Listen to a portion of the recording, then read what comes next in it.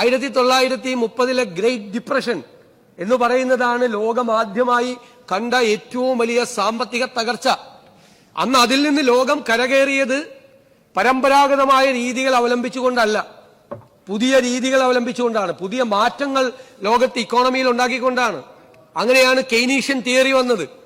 കൂടുതൽ സ്പെൻഡിംഗ് ഉണ്ടായാൽ മാത്രമേ എക്കണോമിക് ആക്ടിവിറ്റി നടക്കുകയുള്ളൂ.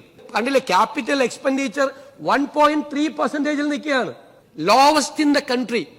ഏത് ഘട്ടത്തിലേക്കാണ് നമ്മൾ പോകുന്നത് എന്ന് നമ്മൾ അറിയണം. GSDPയും ഡെറ്റും തമ്മിലുള്ള റേഷ്യോ കൂടുകയാണ്. ഇതൊരു അപകടകരമായ സ്ഥിതിയാണ്. രണ്ട് രീതിയാണ് നമ്മുടെ മുമ്പിലുള്ളത്. ഒന്ന്, നമുക്കൊരു നിവർത്തിയില്ലാതെ ഒന്നും ചെയ്യാൻ പറ്റാത്ത ഒരു ഘട്ടത്തിൽ എത്തി നിൽക്കുമ്പോൾ ഒന്നും ചെയ്യാതെ നിസ്സഹായരായി നിൽക്കേണ്ട ഒരു അവസ്ഥയിലേക്ക് നമ്മൾ എത്തും. അതിനധികം വർഷങ്ങൾ വേണ്ട. വല്ലാതെ വൈകിയെന്ന് ഞാൻ കരുതുന്നില്ല, ഞങ്ങൾ ആരും കരുതുന്നില്ല. പക്ഷേ ഇനിയും വൈകാൻ നമുക്ക് പാടില്ല. അതുകൊണ്ട് നമുക്ക് വേണം, പണമുണ്ടാകണം, ആക്ടിവിറ്റി ഉണ്ടാകണം, ഇക്കണോമിക് ആക്ടിവിറ്റി ഉണ്ടാകണം. അതുകൊണ്ടാണ് ഞങ്ങൾ നേരത്തെ പറഞ്ഞത് റെമിറ്റൻസ് ഇക്കോണമി. അതായിരുന്നു ബാക്ക് ബോൺ എന്ന് അവകാശപ്പെട്ടിരുന്നത്. അവിടെ ജോലി നഷ്ടപ്പെട്ട ആളുകൾ തിരിച്ചു വരുന്ന ഒരു സാഹചര്യം ഏത് ഘട്ടത്തിലും ഉണ്ടാവാം. ഇപ്പൊ തന്നെ ഒരു യുദ്ധം നമ്മുടെ തലയ്ക്ക് മീതെ നിൽക്കുകയായിരുന്നു. ആ റെമിറ്റൻസ് എക്കോണമിയെ ഇപ്പോൾ തന്നെ ഇൻവെസ്റ്റ്മെന്റ് ഇക്കോണമിയായി മാറണമെന്ന് നമ്മൾ ആരും ഇതുവരെ പരിശോധിക്കാത്തൊരു കാര്യമുണ്ട്. കറൻസിയുടെ മാജിക് എന്താണ്? എന്റെ കയ്യിൽ നിന്നും നിങ്ങളുടെ കയ്യിലേക്കും, നിങ്ങളുടെ കയ്യിൽ നിന്നും മൂന്നാമന്റെ കയ്യിലേക്കും, മറ്റുള്ളവരുടെ കയ്യിലേക്കും കൈമാറ്റം ചെയ്യപ്പെടേണ്ട ഒരു വിനിമയ മാധ്യമമാണ് കറൻസി. റെമിറ്റൻസ് എക്കോണമിയെ പറ്റി നമ്മൾ എപ്പോഴും പറയാറുണ്ട്, അവിടെ നിങ്ങളോട് അയക്കുന്ന പണം. നമ്മൾ കേരളം ഇതുവരെ ഞങ്ങൾ പരിശോധിക്കാൻ പോവാണ്.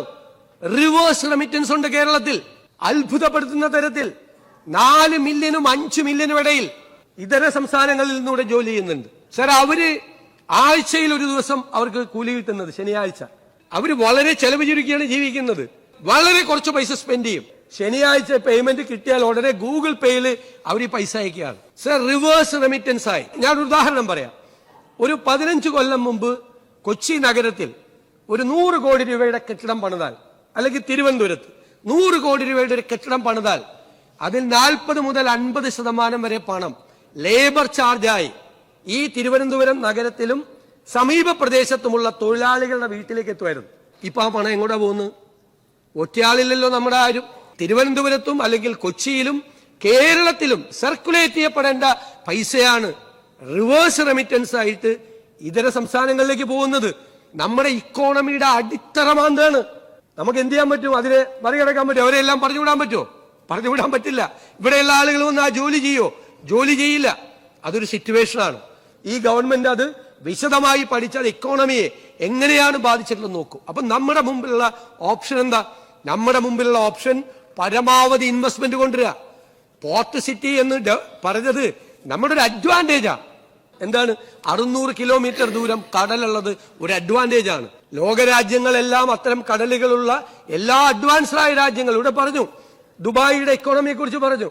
എണ്ണ വറ്റിപ്പോയിട്ടും ദുബായ് നിൽക്കുന്നത് എന്തുകൊണ്ടാണെന്ന് വ്യവസായ മന്ത്രി എക്സ്പ്ലെയിൻ ചെയ്തത്. ദുബായ് പോർട്ട് ദുബായിയുടെ GDPയിലേക്ക് കൊടുക്കുന്ന കോൺട്രിബ്യൂഷൻ 28 to 30%.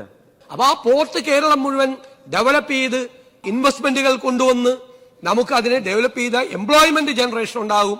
നമുക്ക് അതിൽ നിന്ന് പണം ഉണ്ടാവും. എക്കണോമിക് ആക്ടിവിറ്റി നടക്കുമ്പോൾ നമുക്ക് പണം ഉണ്ടാവും. അതുകൊണ്ട് മാത്രം കാര്യമില്ല, നമ്മുടെ വരുമാനം വർദ്ധിപ്പിക്കണം.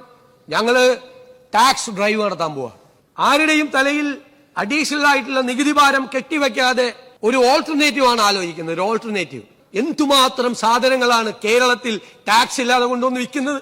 ചെക്ക് പോസ്റ്റിൽ ക്യാമറയില്ല, ഒരു സംവിധാനമില്ല, ആളുകൾ കൊണ്ടുവന്ന് വിൽക്കുകയാണ്. ആര് ചോദിക്കാനും പറയാനും ആരുമില്ല. അത് നടക്കില്ല.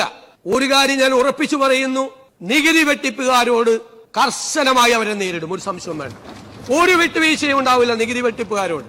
യഥാർത്ഥ നികുതിദായകരെ സർക്കാർ എല്ലാ സഹായവും അവർക്ക് ചെയ്തു കൊടുക്കുകയും അവരെ പൂർണ്ണമായി പ്രൊട്ടക്ട് ചെയ്യുകയും ചെയ്യും.